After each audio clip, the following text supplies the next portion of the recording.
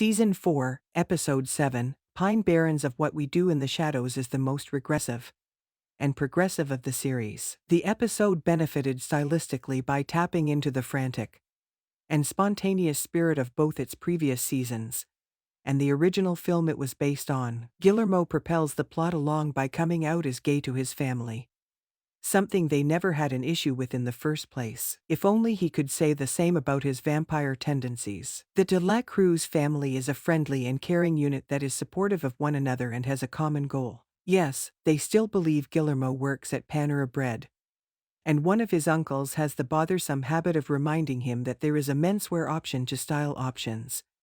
But they stand together. The slow boil of Van Helsing's blood is done masterfully, like an itch that won't go away in the presence of the godless undead. You must adore your family. Nadia does, much to her astonishment. Her first scene features her relaxing in a blood bath. Nonetheless, she attends a family meal to show her support for Gizmo. The sheer fact that Nadia would aid Guillermo for any banal purpose demonstrates enormous improvement in the characters' relationship. Of course, this link can reverse at any point, like later in the episode, when Nadia tells Gizmo cynically that she's caught up in the plot, but she pays his family respect and pity, unwillingly, since that's how she flies. Gillen is consistent throughout, conveying a true desire for the two families to get along as well as a genuine relief at his welcome. The sequence is incredibly nice, made even more so by the casual manner in which the De La Cruz family members acknowledge they'd previously known. Family is family, buddy, says his uncle. Nadia's reaction goes beyond understanding to a universal truth for vampires when she asks, "Who isn't gay?" Guillermo may think she's throwing shade, but his shrouded vampire life was the main ingredient in the family's confusion. Guillermo's mother had been attempting to match him up with her church acquaintances, prompting him to pretend Nadia was his girlfriend.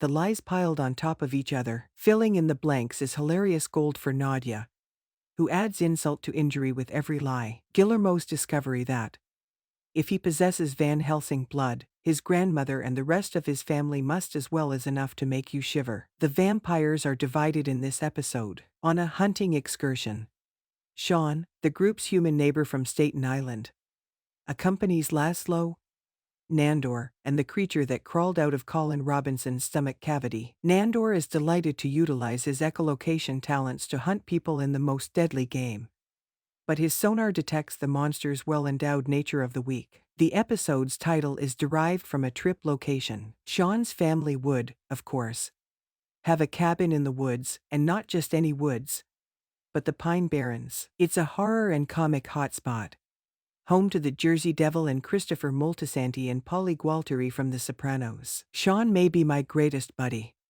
but like all humans, he doesn't recognize when he's been fucking had, Laszlo says of the fabled monster in New Jersey's deep forests. In fact, there is no Jersey Devil.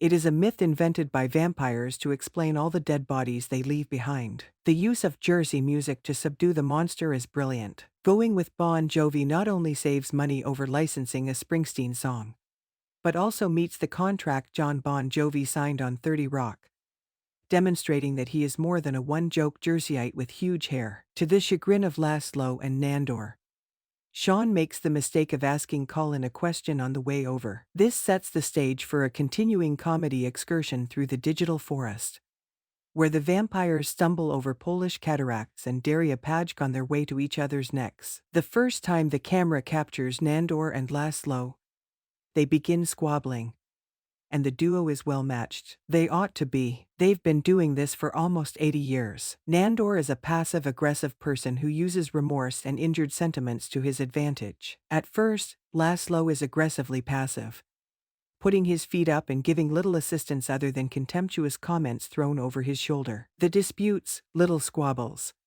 and eventual understandings help to create character, which is the declared objective of these types of travel, and allow the scenes to feel more spontaneous. While the main protagonist's backgrounds differ, the approach in the Pine Barrens is fairly similar to the film. What We Do in the Shadows has been delving deeper into the TV sitcom possibilities this season. There have been montages and instances where the documentary approach has given way to more typical humor. The series and all of its participants excel at both, but a return to its messier form is nice. The evening's guilty pleasure is a showing of Mamma Mia, which contains fragments of Vampire House performances of Sauce and other ABBA hits. In service of a joke, the scenario is a glorified irony, parodying the very human desires of decadent immortals. The episode has enough sorrow to make us forget about the other two musketeers, the most current weapons Nandor has ever handled.